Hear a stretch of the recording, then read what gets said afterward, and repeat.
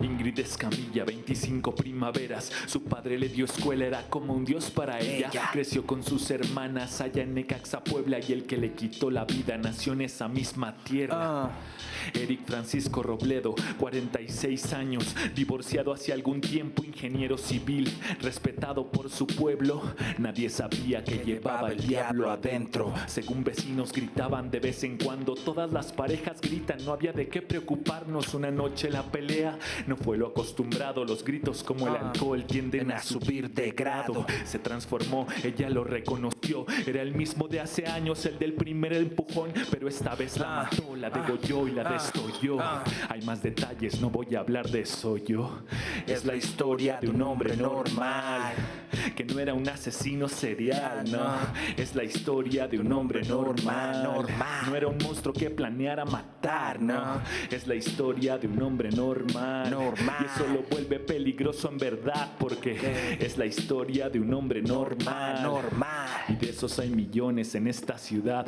Todos tendremos un punto de quiebre al lado de la locura, esperando pacientemente. Habrá solución para no perder el temple, solo buscar el problema antes de que él nos encuentre.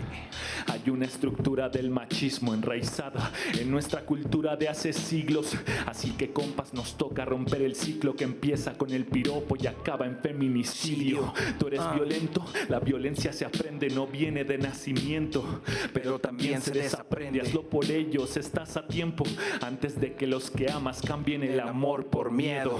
Yo sé que no es sencillo, que pudieras estar en desacuerdo con el feminismo, porque tú sabes que no eres ni violador ni asesino, pero él tampoco lo era hasta que lo hizo.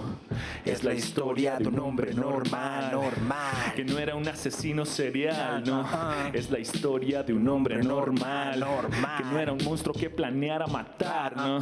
Es la historia de un hombre normal, y eso lo vuelve peligroso en verdad, porque es la historia de un hombre normal, y de eso sabemos millones en esta ciudad. Nos vemos el próximo lunes. Los dejo con Estefanía Veloz. Le damos nuevamente la bienvenida a este espacio para hablar de buena fe.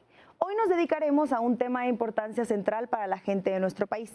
¿Qué va a pasar con el sistema de pensiones? Estamos a nada de que estalle el enorme problema de que la población que se encuentra frente a la situación de jubilarse lo haga en condiciones de pobreza si no se hace algo rápido. Ya de entrada, el próximo año que se retira la primera generación Afore, habrá 90,000 personas que no puedan acceder a una jubilación. La cuestión de qué va a pasar con nuestros ancianos es un problema que se arrastra y que tiene que ver con muchos temas. Por un lado, la situación de los salarios de nuestra población, 90% de ella gana menos de 12,000 pesos. Si a eso agregamos que llevamos desde 1997 con un sistema de pensiones privado en el que los asalariados podrán cobrar entre el 20 y el 30% de su último sueldo, la situación se pone grave. Lo que vas a recibir de pensión respecto de tu último sueldo. Entonces, la estimación es que será esa tasa del 30%, cuando las recomendaciones de organismos internacionales es que sea del 70%. Pero eso no es lo único. Un 57% de los trabajadores mexicanos está en la economía formal. ¿Por qué este dato es importante? Porque todos los que se encuentran fuera de este 57% no tienen acceso a ningún sistema de pensión para el retiro, porque no cotizan. Peor aún, quienes sí trabajan o han trabajado dentro de la formalidad han entrado y salido de este esquema a lo largo de su vida, por lo que podrían tardarse muchos años en juntar las 1,250 semanas de cotización que se requieren para acceder al derecho de tener una pensión, aun cuando ya estén en edad de jubilarse. El sistema de Afores que hoy prevalece ha demostrado ser una calamidad para el trabajador, lo empobrece y solamente ha ensanchado el bolsillo de las instituciones financieras que administran las Afores. Sin embargo, la primera reforma que fue aprobada el año pasado todavía mantuvo el mismo modelo privado de pensiones.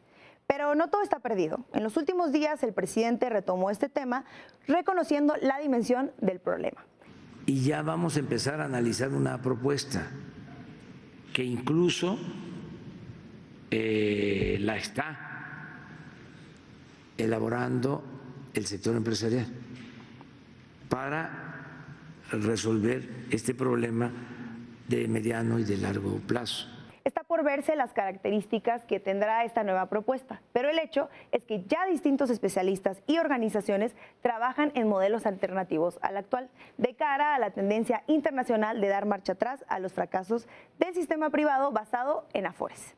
El tema es, pues, urgente, y de eso estará hablando esta noche Gibran Ramírez con nuestros invitados. Vamos con ellos.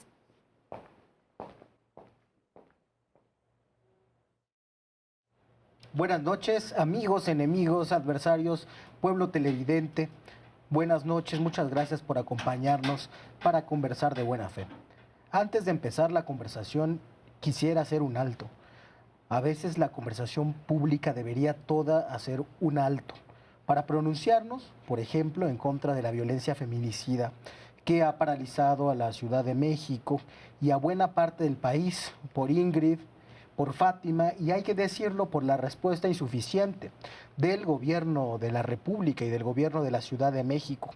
Hacen falta otros discursos y hace falta apelar al espíritu del tiempo. El feminicidio, aunque sea un rasgo estructural que se ha incrementado en prevalencia en los últimos años, es una emergencia nacional y como tal debe atenderse. De eso vamos a hablar en nuestro próximo programa. Ahora vamos a hablar de otra emergencia nacional y no es un tema menor. Si no hacemos algo muy pronto, vamos a ser un país de ancianos pobres en muy poquito tiempo. Nos aproximamos a una crisis por partida doble que ya uno de nuestros invitados, Pedro Vázquez, anticipaba hace años. Pensiones en México, la próxima crisis, se llamaba el libro. Nos acompaña, además de Pedro, Berenice Ramírez, del Instituto de Investigaciones Económicas de la UNAM, especialista en pensiones. Bienvenidos a los dos, gracias por aceptar esta invitación a conversar de buena fe. Muchas gracias, buenas noches. Buenas noches, Gibran.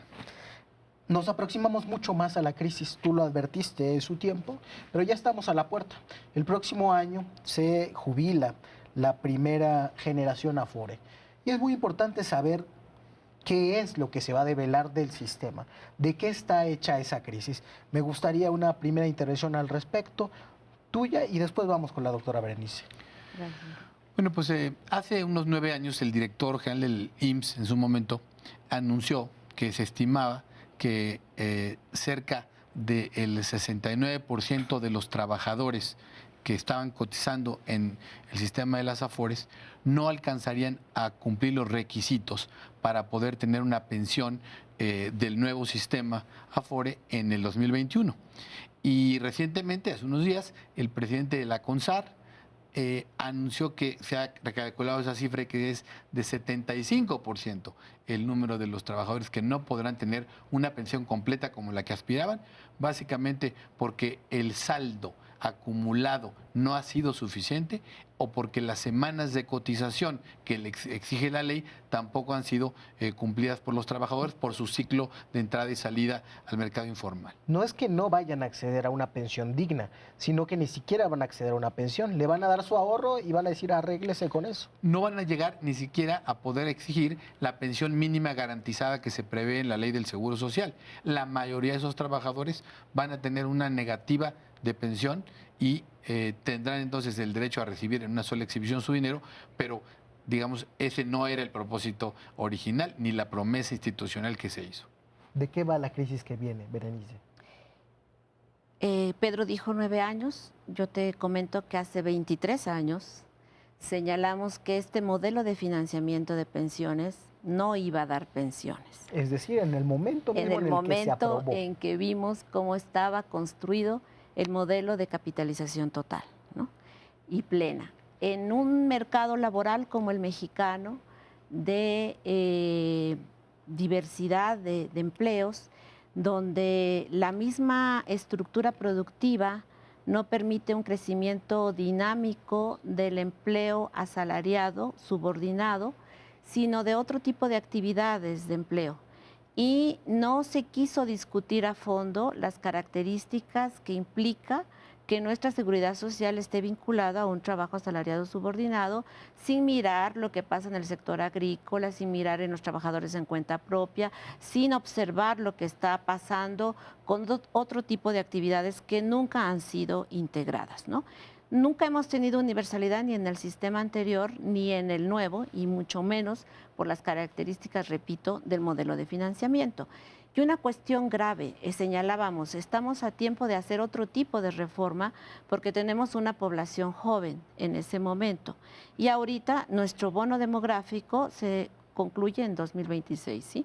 O sea, las tasas de dependencia se modifican, perdimos todo ese tiempo donde los jóvenes deberían de haber estado incluidos en educación superior y en empleo protegido para poderle darle fortaleza a nuestras instituciones de seguridad social. Tiramos Entonces, el bono demográfico a la guerra. Lo tiramos y ahora precisamente se está pensando en otro tipo de bonos, pero si no se resuelve de fondo en términos de una discusión amplia, profunda, de qué modelo de financiamiento le corresponde a nuestra dinámica laboral y salarial, por más que la gente ahorre, no va a tener resultados positivos. Y si no íbamos a tener un sistema de pensiones y se veía en su diseño institucional primario, ¿para qué se hizo esa reforma? Si no era para que los mexicanos tuvieran una pensión.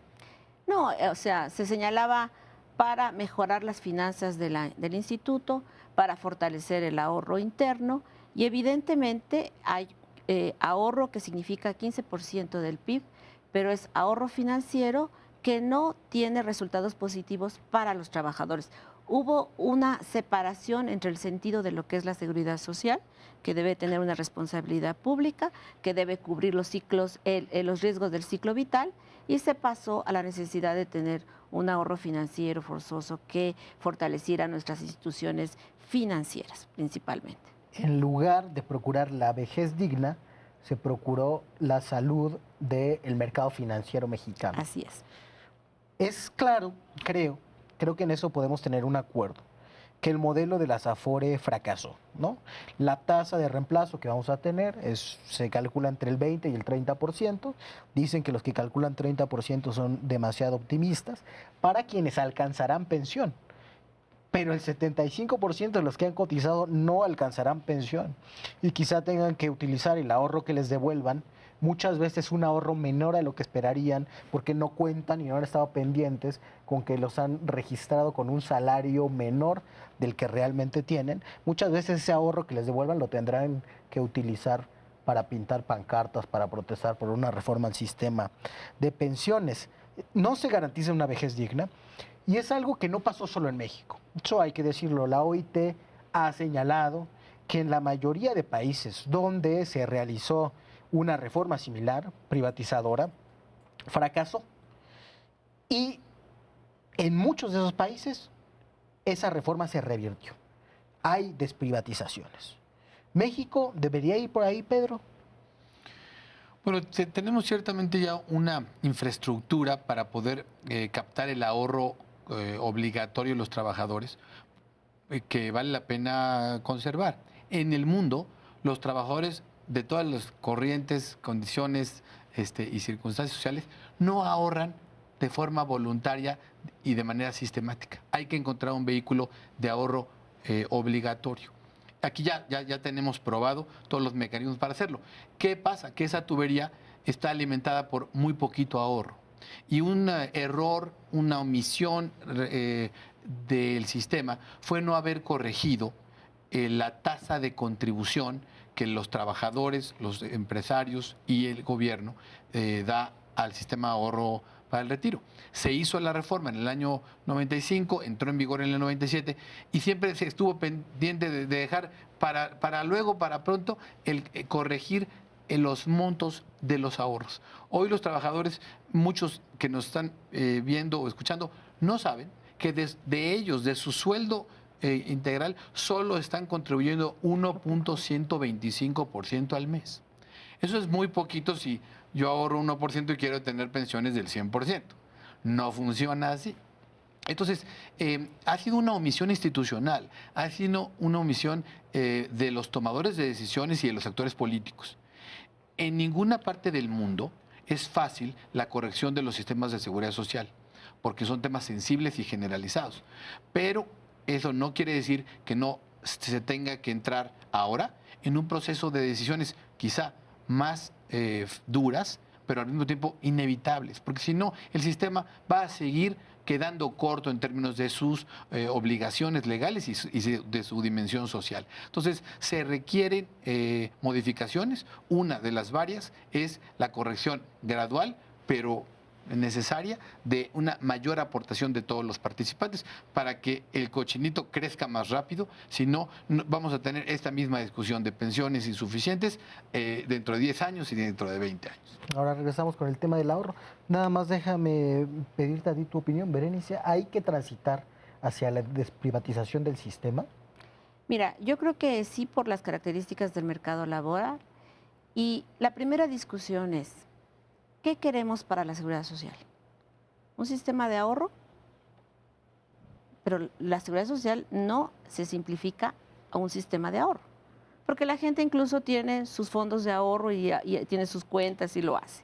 Entonces, tenemos que tener la claridad como proyecto incluso de nación, qué significa un sistema de seguridad social que proteja a las personas en dos elementos fundamentales: atención a la salud y tener un ingreso económico frente a los riesgos del ciclo vital, ¿no? Riesgos de desempleo, riesgos de discapacidad, riesgos de vejez, estos elementos que han sido los riesgos clásicos, ¿sí?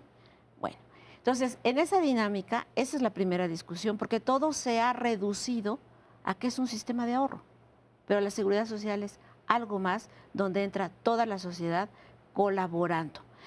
Y precisamente al simplificarlo un sistema de ahorro y no modificar las tasas de aportaciones, entonces a la gente se les contó un cuento. O sea, van a tener una excelente pensión, pero ¿cómo van a tener una excelente pensión con el nivel de salario, con el nivel de aportación?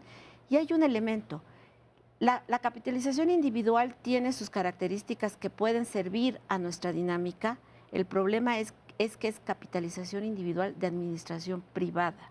Entonces, lo que el privado está cobrando en términos de comisiones, en donde pone estos recursos para que tengan mayor rentabilidad, significa a lo largo de la vida laboral 25% del ahorro. Eso es lo oneroso, y si son pensiones chiquitas, pues son más chiquitas por el cobro de esas comisiones, y son más chiquitas también porque tienen que comprar un seguro de una renta vitalicia, un seguro de sobrevivencia, y entras al mercado. O sea, yo creo que la discusión es qué podemos mercantilizar y qué no podemos mercantilizar en términos de lo que significa una seguridad social, ¿no? La seguridad social, Pedro, es un derecho humano, reconocido como tal en diversos instrumentos internacionales. Trasladarlo a la responsabilidad individual, haciendo un sistema de ahorro forzoso, por más que sea deseable el ahorro, con los salarios que tenemos en México, no es de alguna manera cargar a los trabajadores mexicanos con esos salarios muchas veces de hambre que tienen, de una responsabilidad estructural, cuando sí hay un ganador en el sistema. Los últimos años, después de 2008, los rendimientos para los trabajadores, si descontamos la inflación, son cercanos a cero. Y las Afores han pasado a ganar 14%. ¿Cómo compatibilizamos esas dos lógicas? Te voy a decir que tengo otros datos, pero yo creo que el punto, si solo vemos el tema del IMSS y el tema de comisiones, rendimientos y contribuciones, nos podemos quedar en una discusión que no cubre el conjunto del problema. Berenice decía algo es muy importante. O sea, la seguridad social debe ser una aspiración colectiva de derechos sociales. Y aquí nos estamos enfocando en esta parte de la plática en los trabajadores formales cotizantes al IMSS, el 40% de los mexicanos que trabajan, pero faltan, o menos, pero falta enfocarnos en los privilegios de ciertos sistemas de pensiones públicas que drenan muchísimo dinero al erario y por lo tanto a la sociedad, y solo es para una minoría de trabajadores, más... Si te parece, regresamos con eso, claro. Vamos a un corte, usted no nos abandone, seguimos hablando sobre pensiones aquí en De Buena Fe.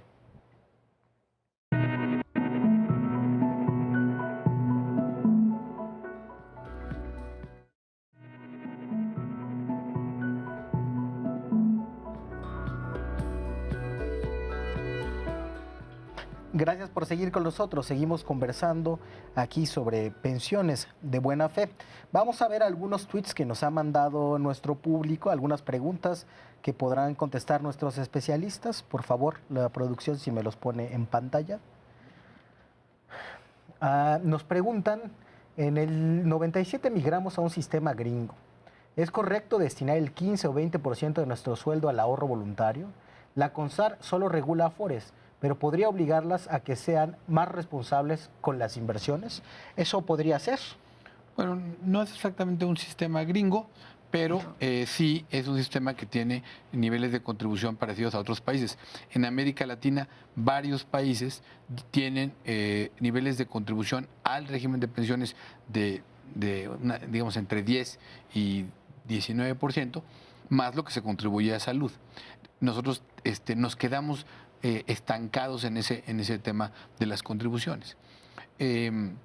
Así que yo diría que sí hay una medida para discutir. Hay diversos escenarios, pero se habla que debería las contribuciones de pensiones para el régimen del Seguro Social estar entre el 11 y el 18%. Ahorita está en total 6.5%.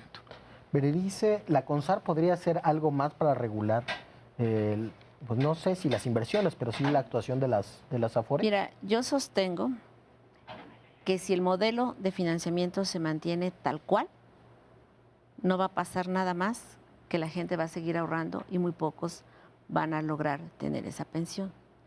Se tiene que hacer una reforma de fondo, ¿sí?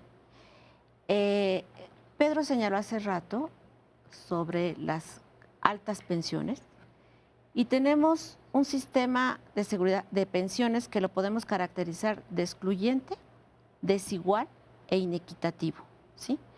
Porque menos del 30%, el 29% de los mayores de 65 años, en este momento están recibiendo una pensión de retiro o de vejez derivado de sus contribuciones. No el hay resto garantía de una no vejez tiene. digna en México. Y si lo vemos en relación de género, menos del 19% de las mujeres, y muchas de esas pensiones son de viudez, ¿sí? Entonces, ahí hay un elemento. Entonces, si vemos que el promedio de lo que están en el IMSS están recibiendo 5,500 pesos de pensión frente a 300,000 pesos de algunos contratos colectivos de empresas paraestatales, de la Suprema Corte, pues hay inequidad porque a todos nos cuesta en términos de los impuestos. Déjame o sea, esa retomar discusión algo. también se tiene que dar.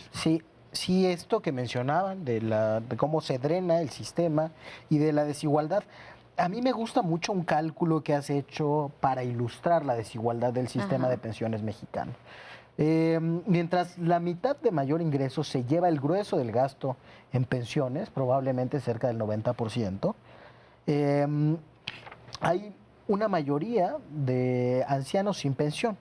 Y tú has dicho, si repartiéramos lo que gastamos en pensiones, podríamos garantizar una pensión de 6,000 pesos para todos los adultos mayores de México. Esto nos habla de esa desigualdad y nos habla de la existencia de un sistema de profundos privilegios. Una cosa es si son merecidos o si no son merecidos. No sé, por ejemplo, yo creo que está bien que las Fuerzas Armadas tengan un régimen especial. Podría discutirse, pero está Banco de México, está la Suprema Corte, están empresas del Estado. ¿Cómo podríamos modificar eso? ¿Es políticamente viable? Yo creo que hay que empezar por una discusión original, muy, muy esencial. Las pensiones se hicieron para cubrir riesgos de vida. Y en este caso, el riesgo de pobreza en la vejez. Así es. No son instrumentos meritorios. No se diseñaron sistemas de pensiones para favorecer por haber trabajado 25 años en tal empresa paraestatal y aunque tengas 48 años, ya estás lista para que te mantengan el resto de tu vida. Sí, como que te lo ganaste porque eres muy bueno, ¿no? No es así. Tiene que haber una necesidad que se respalde con una pensión que es un esfuerzo de la sociedad. Entonces, si nos vamos por esa línea, entonces hay sistemas de pensiones de trabajadores del Estado en los 3 niveles de gobierno que no son la seguridad social. Son sistemas laborales acordados por mucho tiempo en las universidades estatales, en los gobiernos de los estados, en las empresas paraestatales, y esos deberían, ahora sí que, encontrar la manera de financiar sus buenas prestaciones, pero no dejar que los demás que están excluidos de esos beneficios sean los que financiemos el monto de esos gastos. Entonces, se requiere diferenciar muy bien. El sistema general que no tenemos, porque solo es del IMSS y incluye a 4 de cada 10 mexicanos, generar un sistema de derechos que universalice un piso de beneficio y protección para todos los adultos mayores en la línea que tú estás diciendo de no tener viejos pobres y resolver, contestando la última parte de tu pregunta, resolver cómo hay que reformar individualmente cada uno de las decenas de sistemas de pensiones de trabajadores públicos que hoy están viviendo como si fueran la seguridad social y quieren que se subsidien con los impuestos generales de la sociedad. Yo creo que eso no es procedente. Otra discusión que se tiene que dar a nivel país, ¿no? Es ¿qué queremos? ¿Realmente disminuir desigualdades o solamente atacar la pobreza? Y creo que todas las políticas que han antecedido han ido dirigidos a disminuir la pobreza o administrar la pobreza sin tocar qué está generando la desigualdad, ¿sí? Y yo creo que tenemos que entrar a ese fortalecimiento de políticas que vayan dirigidas a hacer procesos de mayor participación de todos, pero que disminuyan la desigualdad. ¿Por qué hace rato dijiste lo de constar y lo de cuenta individual?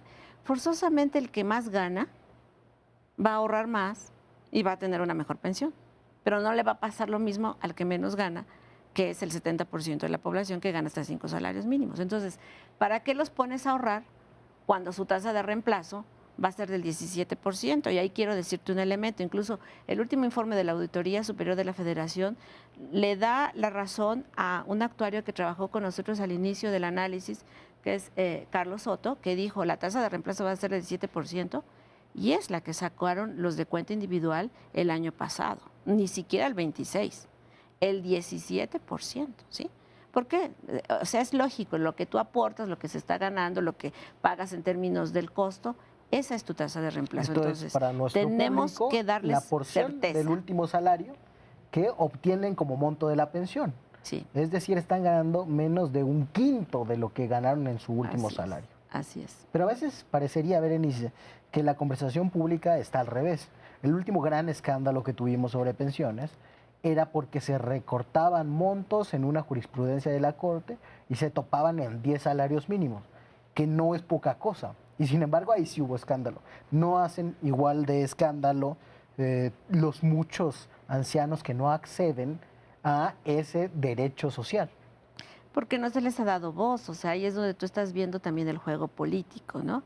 Quienes pueden abrir y dar una opinión porque no quieren que se les quite de sus 25 salarios mínimos. O sea, son poquitos, son los que tienen acceso, y por eso es que tiene que ser de conocimiento generalizado qué es lo que está sucediendo. Hay muchos elementos que hay que discutir, incluso qué es lo que dice, cuáles son los mitos frente a las pensiones, ¿no? Que te dicen, son tuyos los recursos y los puedes retirar cuando quieras. No es cierto. El proceso de retiro es larguísimo y cada vez hay nuevas reglas. Ahora tienes que tener tus 10 huellas digitales, volver a hacer tu expediente personal, y si no está el beneficiario explícitamente dicho con sus 2 nombres y 2 apellidos, también tienen que entrar a juicio. O sea, son una serie de elementos que se tiene que revisar y discutir, y creo que es un buen momento para decir cómo está la situación actual. No se soluciona solamente con que los empresarios digan, vamos a aportar más en 8 años. No, vuelvo a repetir, si no revisamos el modelo de financiamiento de fondo, van a ser mejoralitos frente a grandes cánceres, ¿no? Que tenemos. Lo ha fraseado bien Pedro, no tenemos un sistema de pensiones, en realidad tenemos otra cosa. El mayoritario, digamos, un sistema de ahorro forzoso para los del IMSS. Quiero pedirle a nuestra producción que nos mande preguntas de redes sociales. Me dicen que tenemos ya varias, para ver qué nos está preguntando la gente. ¿Se necesita alguna reforma laboral donde se destine mayor porcentaje de cuota social y retiro para el trabajador? ¿qué contestarían? Sí se requiere que el Estado haga más aportaciones. De hecho, el Estado ya las está haciendo. El gasto que habrá en los programas sociales destinados a grupos vulnerables y grupos focalizados ya es sumamente relevante. Se suma al billón de pesos que el gobierno federal va a destinar este año en su presupuesto para el rubro de la seguridad social, donde la mayor parte de eso son subsidios a las pensiones que hoy no tienen fuente de financiamiento completa, las generaciones de transición, las reformas que ya hubo, más las contribuciones. Entonces, sí se requiere, pero no vamos a poder salir de, regresando a tu idea original, de la trampa en la que estamos, si no vemos el bosque completo. Porque hoy lo que tenemos es un rompecabezas con una pieza muy grandota que se llama el IMSS, una pieza más chica y que se llama el ISSSTE, y otras piezas... Otras 1000 piezas, por lo menos. 1000 piezas tenemos. Mil piezas, sistemas de porque... pensiones municipales, estatales.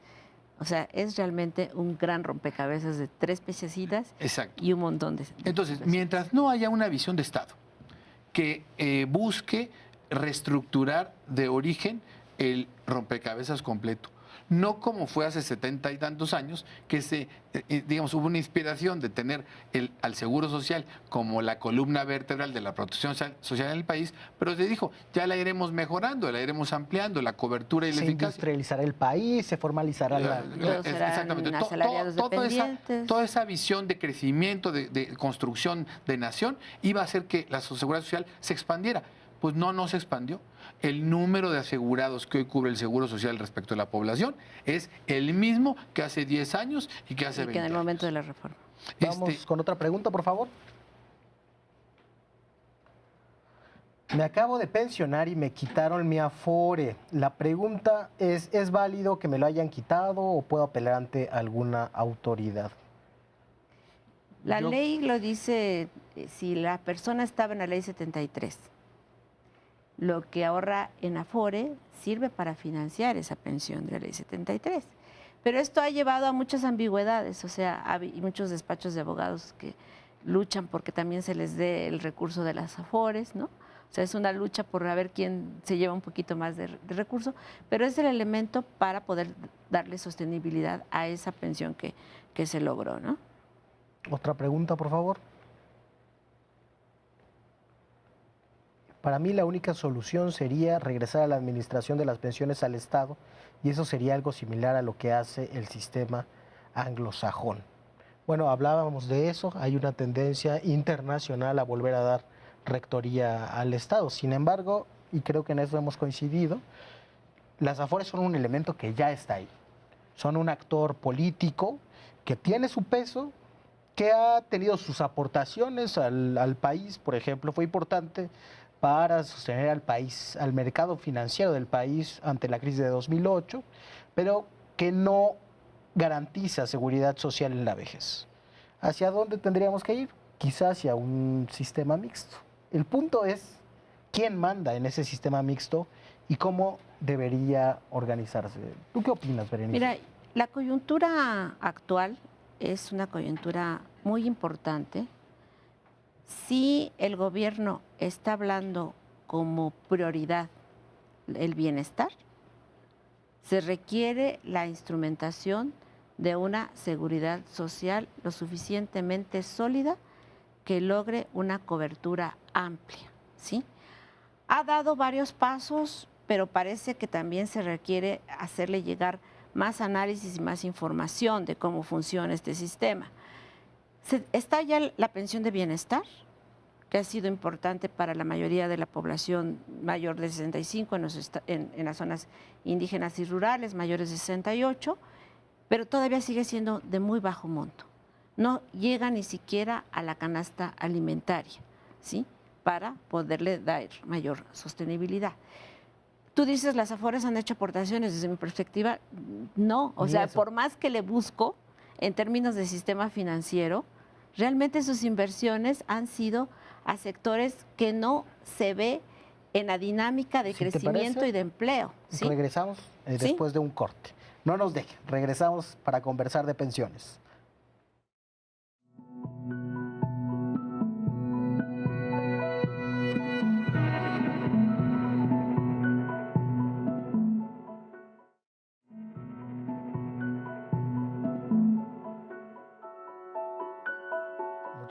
seguir con nosotros. Estamos conversando con Pedro Vázquez y con Berenice Ramírez sobre pensiones. Berenice, perdón por la interrupción, así es la tele en vivo.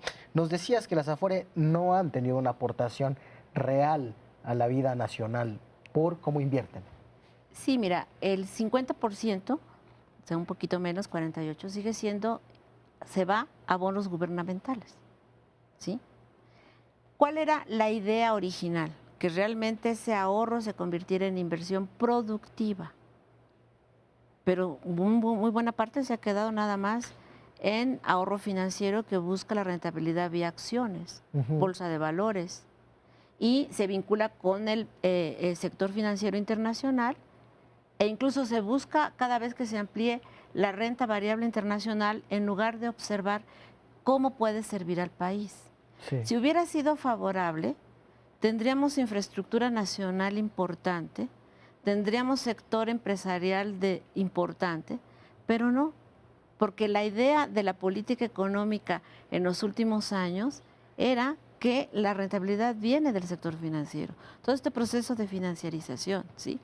Entonces, si son recursos que no van al mercado interno en términos productivos, pues no tienes resultados en crecimiento, en mayor empleo, en fortalecimiento salarial, y entonces sí regresa a las instituciones de seguridad social y las fortalece.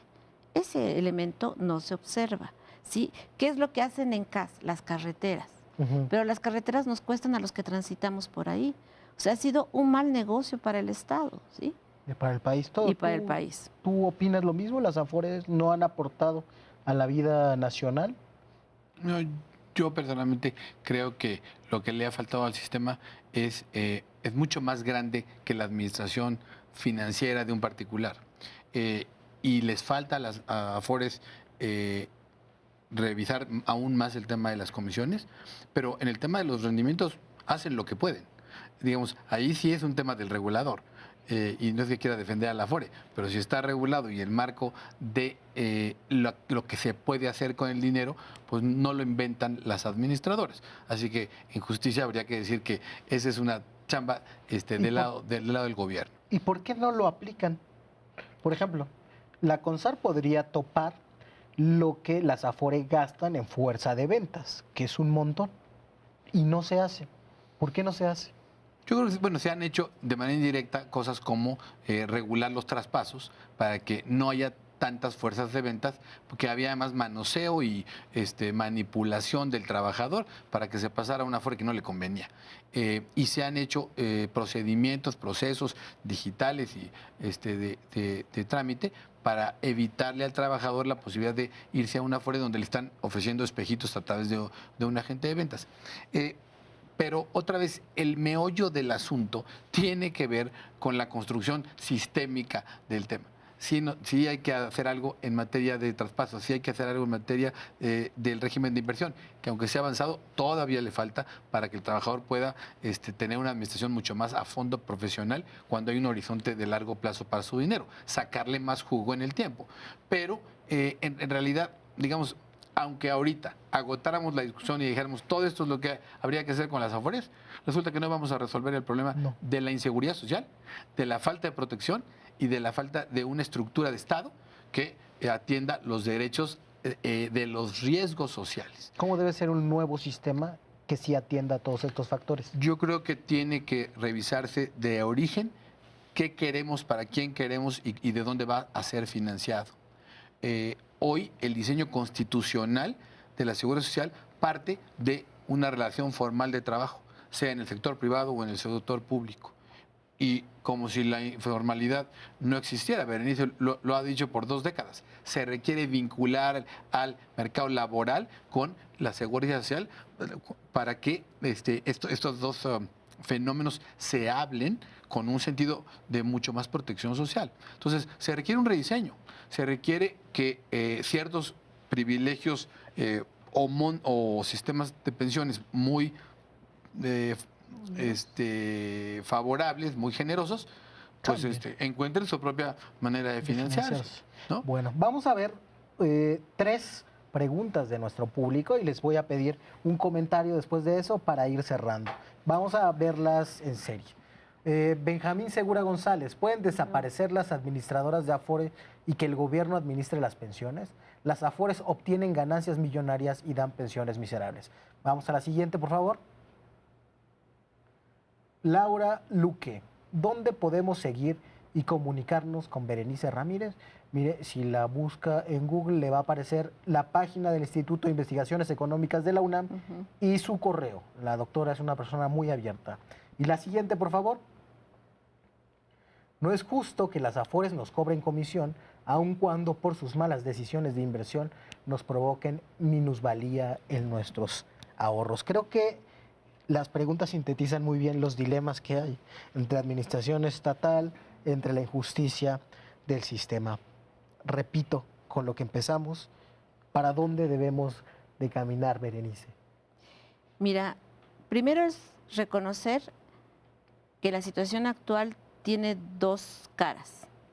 Una crisis social que se va a profundizar porque muchos que pensaban que iban a obtener pensión no van a cubrir los requisitos y por lo tanto nada más van a obtener lo poquito que ahorraron. Y la otra es la crisis fiscal que año con año sigue aumentando el gasto en pensiones sin resolver la cobertura. Por el desorden que tenemos con esos 1000 sistemas. Porque lo que hizo la reforma fue cerrar esos que venían en estas generaciones y abrir un nuevo camino y dejarle todo al Estado, ¿sí? Eso fue lo que hizo. Entonces, necesitamos hacer un rediseño y yo creo que una discusión colectiva, ¿sí? Cuando uno está frente a trabajadores, sabes que poco conocen, incluso cuánto están aportando, qué pueden hacer, qué es un riesgo, a qué tienen derecho, y es un buen momento para hacer toda esta discusión con el legislativo, porque la primera reacción es que cada quien va a querer jalar un poquito más para su sector, pero tenemos que introducir una discusión de la sociedad, cómo está, las desigualdades que están y lo que significaría contar con una seguridad social sólida que le diera a las personas acceso a salud y acceso a un ingreso frente a estos riesgos. Son dos elementos que si solamente se hiciera eso en este gobierno, tendríamos buenos procesos para continuar, ¿no? Si tú pudieras escribir la reforma necesaria, ¿cuáles serían sus pilares? Yo cambiaría, como en un estudio de televisión, los reflectores del problema. Hoy están alumbrados el tema del seguro social y el tema de las pensiones de los servidores públicos, pero son solo el 40% del problema. Allá afuera, sin reflector, está el 60% de la población. Bueno, ya el presidente López Obrador les puso el reflector con la pensión universal. Sí, lo acabo de decir hoy lunes en un evento de una confederación de trabajadores y dijo, sí, vamos a ponerle atención al asunto. Qué bueno, bienvenido una iniciativa del presidente porque no la hemos tenido de ese calibre en 10 años. Entonces, bienvenida esa discusión. Pero yo invertiría para que empecemos por lo que le conviene a la mayoría y esos son los que están excluidos del sistema. Luego vayamos a atender este asunto de los privilegios.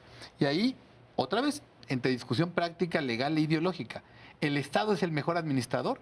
¿Puede hacerlo bien solo? Como la contrapregunta, ¿el sector privado todo lo puede y lo hace bien? Claro que no. Eficaz. La rectoría, creo que no hay discusión. La rectoría la tiene que tener el Estado y digamos, sobrecargada. Pero digamos, cuando vemos sistemas de pensiones públicos que dieron privilegios públicos, universidades públicas, gobiernos estatales, gobiernos municipales, eso es el gobierno. Y simplemente dio beneficios, pero nunca nadie se ocupó del fondeo. De la sostenibilidad. ¿Por qué? Porque pues era en mi corto plazo de 3 años de presidente municipal. Que lo municipal, resuelva el próximo. Que lo resuelva el siguiente gobernador los siguientes 6 años. Entonces, tampoco es cierto que por dejar solo a los sectores públicos todo se resuelve mágicamente. Se requieren reglas. Reglas claras, reglas fuertes. desde la Constitución, un rediseño de los derechos sociales, una ley general de pensiones que le ponga límites a lo que se puede hacer con el dinero público y el que quiera dar más. Que lo encuentre entre sus sindicatos, sus trabajadores y sus patrones. Pero si no, pues vamos a tener siempre una disfunción, un descalce, una diferencia entre lo que se está pagando y lo que se está financiando. Muchas gracias por esta enriquecedora conversación, Berenice. Pedro, espero tenerlos próximamente aquí para conversar de buena fe. Y usted no nos abandone. Vamos a regresar con La Mala Fe con Estefanía Veloz.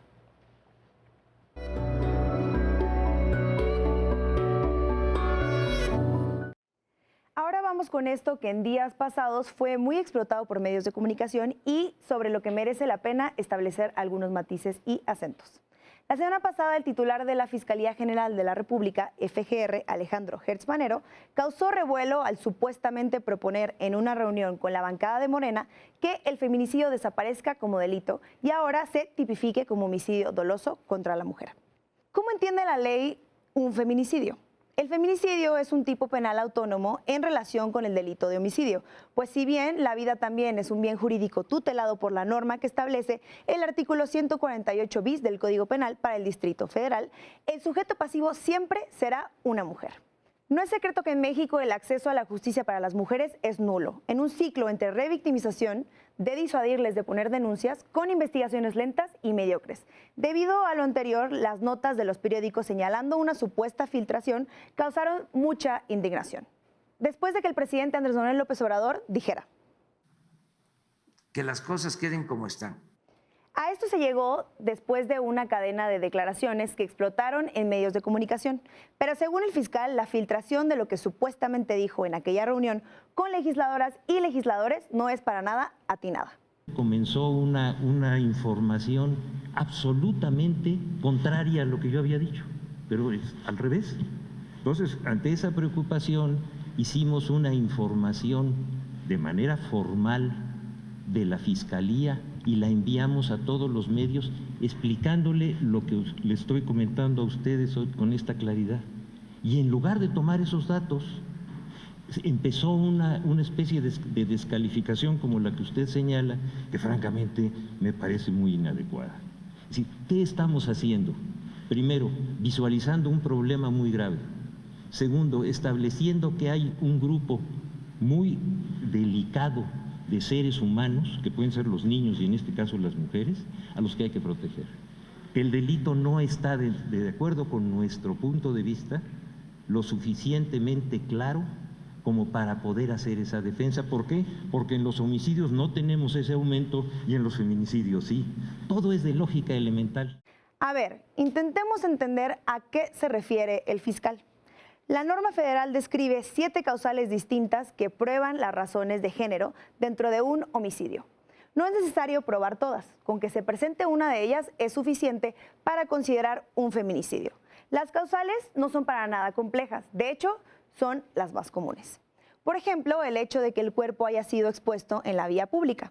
De acuerdo con las mediciones anuales más recientes del INEGI, 1,479 mujeres murieron asesinadas en la vía pública, 111 murieron en granjas y 107 en áreas comerciales. No es una causal descabellada si vemos las cifras. ¿Cuáles son las demás?